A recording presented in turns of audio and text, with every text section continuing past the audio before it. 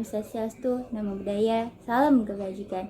Perkenalkan, saya Triafrianti Mustika, seorang mahasiswi dari Universitas Negeri Makassar, jurusan Psikologi Pendidikan dan Bimbingan, Prodi Bimbingan dan Konseling, kelas C, angkatan tahun 2020.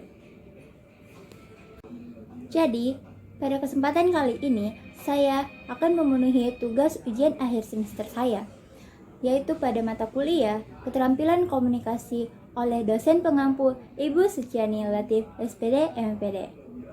Di sini, saya akan menyampaikan resume tentang mata kuliah Keterampilan Komunikasi. So, let's enjoy to this video, guys.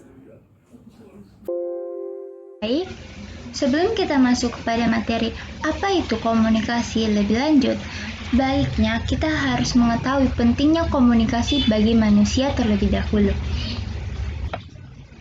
Nah, setiap hari manusia membutuhkan dan senantiasa berusaha membuka serta menjalin komunikasi atau hubungan dengan sesamanya.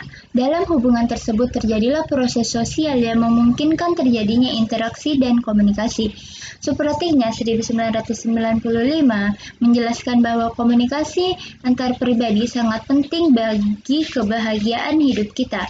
Lebih jauh, menurut Johnson 1981 menjelaskan bahwa terdapat beberapa peranan yang disumbangkan oleh komunikasi antar pribadi dalam rangka menciptakan kebahagiaan hidup manusia.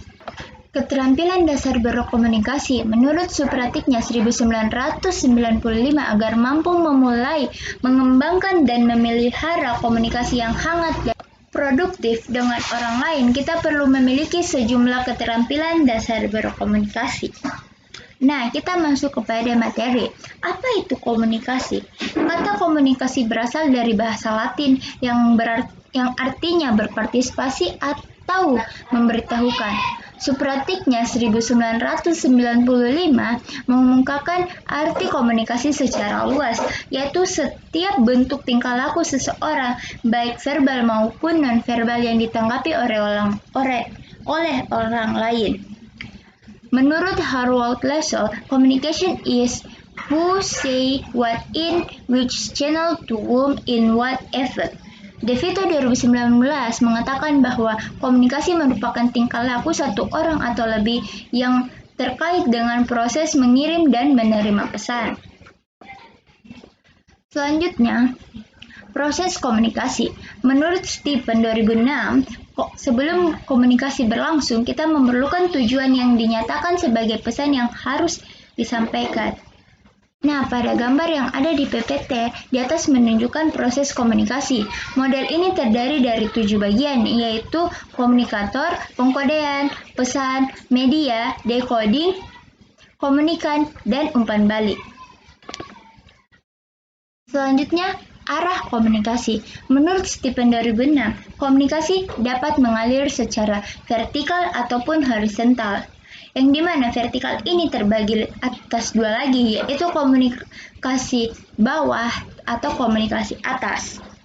Model komunikasi itu komunikasi satu arah dan dua arah. Menurut Supratiknya 1995, salah satu cara terbaik untuk memastikan bahwa pesan yang kita kirimkan benar-benar telah diterima secara tepat sebagaimana kita maksudkan adalah dengan mendapatkan umpan balik tentang akibat atau pengaruh yang ditimbulkan oleh pesan yang kita sampaikan. Secara ringkas, Mazhab 2013 mengartikan komunikasi satu arah adalah sebuah pesan yang dikirim dari pengirim ke penerima tanpa adanya umpan balik. Sedangkan komunikasi dua arah yaitu terjadi bila pengirim pesan dilakukan dan mendapatkan umpan balik. Selanjutnya, jenis-jenis komunikasi. Jenis-jenis komunikasi ada 4. Yang pertama, komunikasi intrapersonal, yaitu komunikasi yang berlangsung dalam diri individu. Yang kedua, komunikasi interpersonal, yaitu komunikasi yang berlangsung antara pribadi yang satu dengan pribadi yang lainnya. Yang ketiga, komunikasi kelompok, yaitu komunikasi yang berlangsung antara kelompok dengan kelompok, antara kelompok dengan individu, maupun antara individu dengan kelompok. Komunikasi seperti ini seperti ketika pertemuan, rapat, atau konferensi. Yang keempat, komunikasi massa, yaitu komunikasi yang berlangsung antara individu atau kelompok organisasi dengan halayak banyak atau massa. Berdasarkan media, komunikasi dapat dibedakan menjadi dua, yaitu komunikasi sosial dan komunikasi media. Berdasarkan isi pesannya, komunikasi terbagi atas komunikasi pendidikan, komunikasi pengajaran, komunikasi bimbingan, komunikasi politik, komunikasi kesehatan, komunikasi agama, dan sebagainya. Selanjutnya, komunikasi antar pribadi. Tujuan komunikasi antar pribadi yaitu menemukan diri, berhubungan dengan orang lain, meyakinkan agar mengubah sikap dan perilaku, serta bermain dan menghibur. Menurut Fauzan 2006, bidang-bidang komunikasi yaitu intrapribadi, antar pribadi, kelompok kecil, organisasi publik terbuka, antar budaya, dan massa. Komunikasi tertulis, penyampaian informasi kepada lawan bicara dengan memperhatikan diksi, pemilihan kata, penyusunan kalimat, dan paragraf dilakukan secara tertulis seperti email. Komunikasi lisan, penyampaian disampaikan melalui kata-kata dengan tatap muka dengan menggunakan aspek expression, eye contact, body language, dan voice. Komunikasi verbal, menurut Mas Hudi 2013, aspek komunikasi verbal yaitu vocabulary, racing, intonasi suara, humor, singkat dan jelas, dan timing. Komunikasi nonverbal, menurut Mas Hudi 2013, komunikasi verbal aspeknya terdiri atas ekspresi wajah, kontak mata, sentuhan, postur tubuh, dan gaya berjalan, sound, dan gerak isyarat. Selanjutnya, salah pengertian. Menurut Dian dan Mas Hudi 2012, ada beberapa hal yang dapat dilakukan untuk menghindari terjadinya salah pengertian. Antara lain, dengan mengatakan apa yang kita inginkan dan dilanjutkan dengan mendeskripsikan apa yang kita inginkan, termasuk pesan yang ingin dirasakan. Selanjutnya, jenis-jenis hubungan antar pribadi. Jenis-jenis hubungan antar pribadi ada 6 tahap. Yang pertama, tahap perkenalan, di mana tahap ini terbagi atas 3 tahap, yaitu tahap pasif, tahap aktif, dan tahap interaktif. Yang kedua, tahap persahabatan. Prinsip umum yang dijaga adalah keseimbangan dan kesejajaran kedudukan. Yang ketiga, tahap keakraban atau keintiman. Tahap cinta menurut Caley ada 3. Yang pertama, cinta karena nafsu. Yang kedua, cinta pragmatis. Yang ketiga, cinta altruistik. Jenis cinta menurut Lia itu, yang pertama, cinta romantis atau eros. Yang kedua, cinta asal cinta atau ludus. Yang ketiga, cinta persahabatan atau storge.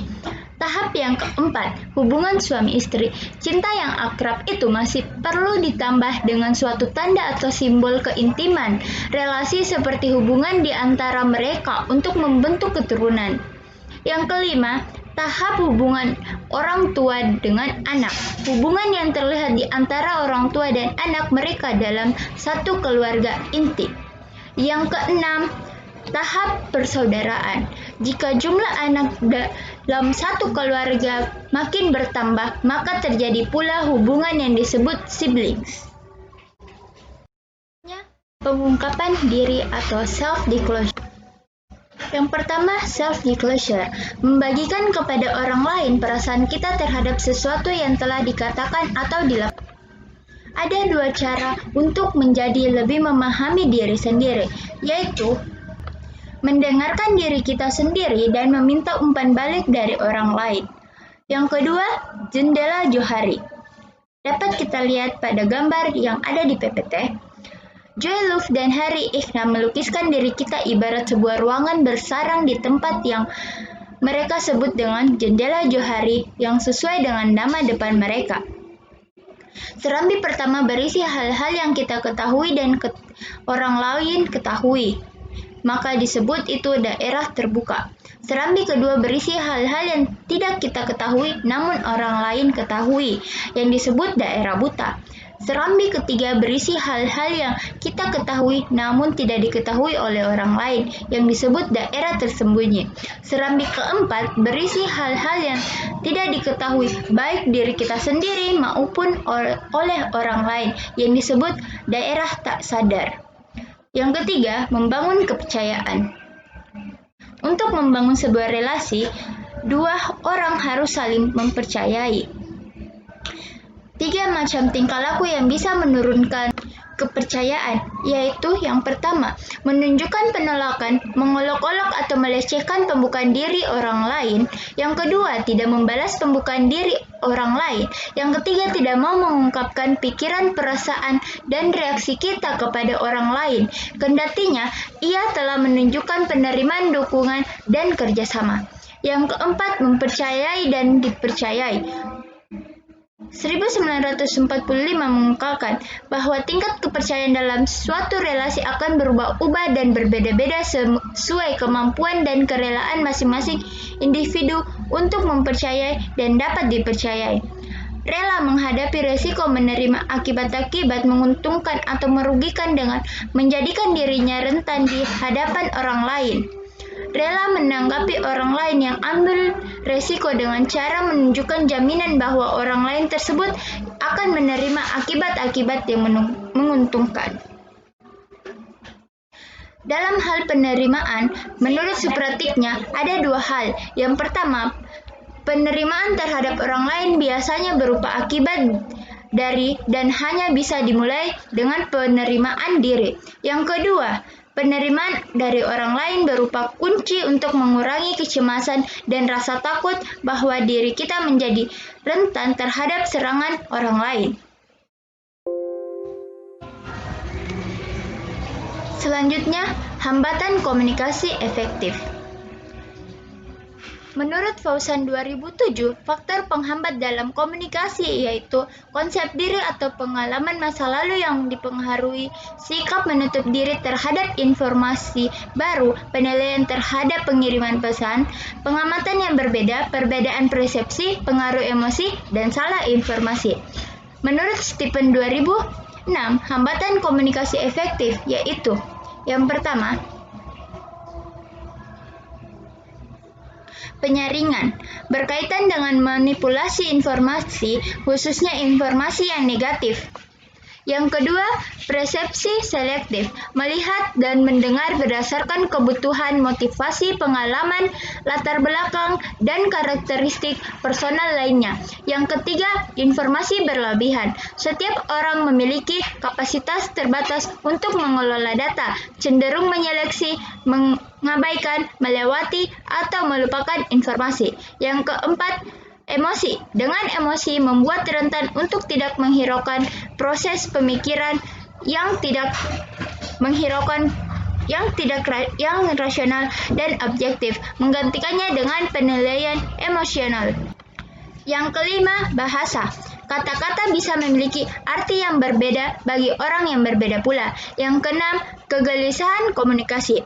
Orang yang menderita kegelisahan komunikasi, ketegangan, dan kecemasan yang tidak pada tempatnya dalam berkomunikasi.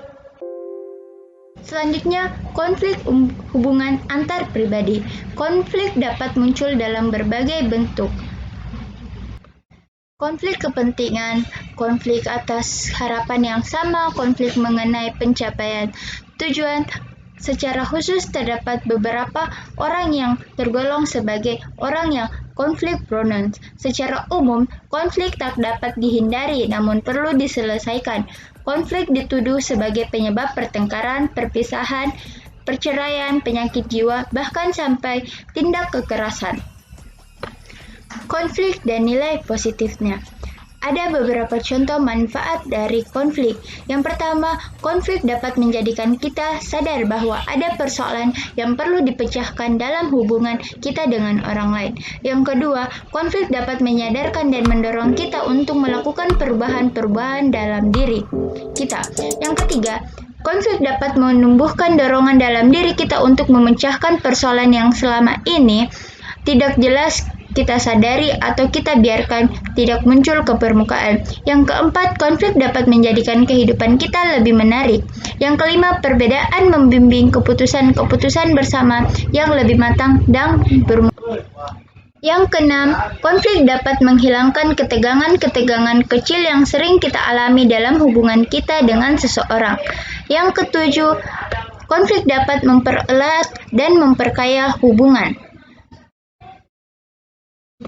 Ada 4 hal yang dapat dijadikan patokan untuk menetapkan apakah konflik yang kita alami bersifat konstruktif dan atau destruktif. Suatu konflik bersifat konstruktif bila sesudahnya mengalami. Yang pertama, hubungan kita dengan pihak lain justru menjadi lebih berat. Yang kedua, kita dan pihak lain justru lebih saling menyukai dan saling percaya. Yang ketiga, kedua belah pihak sama-sama merasa puas dengan akibat-akibat yang timbul setelah berlangsungnya konflik.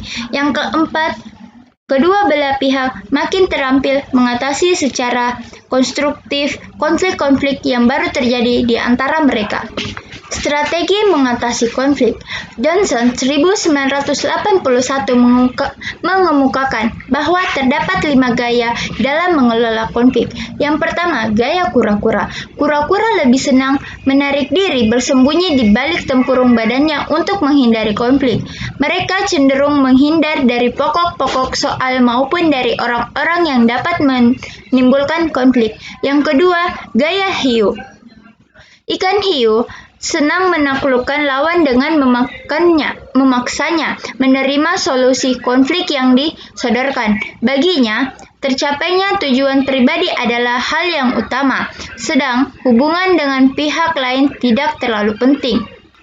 Yang ketiga, gaya kancil. Seorang kancil sangat mengutamakan hubungan dan kurang mementingkan tujuan pribadinya. Ia berkeyakinan bahwa konflik harus dihindari demi kerukunan. Konflik harus didamaikan, bukan dipecahkan agar hubungan tidak menjadi rusak. Yang keempat, gaya rubah. Rubah senang mencari kompromi. Baginya tidak tercapainya tujuan-tujuan pribadi maupun hubungan baik dengan pihak lain sama-sama cukup penting. Yang kelima, gaya burung hantu. Burung hantu sangat mengutamakan tujuan pribadi sekaligus hubungan dengan pihak lain. Baginya, konflik merupakan masalah yang harus dicari pemecahannya. Dan pemecahan itu harus sejalan dengan tujuan pribadinya maupun tujuan-tujuan pribadi lawannya. Dengan memahami strategi yang biasa kita pakai, kita berharap akhirnya dapat membiasakan diri menggunakan strategi paling efektif ditinjau dari sudut tercapainya tujuan-tujuan pribadi, kisah maupun terpeliharanya hubungan baik dengan orang lain. Baik, materi resume keterampilan komunikasi telah saya sampaikan semua. Baik dan kurangnya mohon dimaafkan karena saya tidak sempurna dan manusia tidaklah yang sempurna. Dan sungguhnya, kesempurnaan itu hanyalah milik Sang Pencipta semata. Afika, pamit undur diri. Wassalamualaikum warahmatullahi wabarakatuh.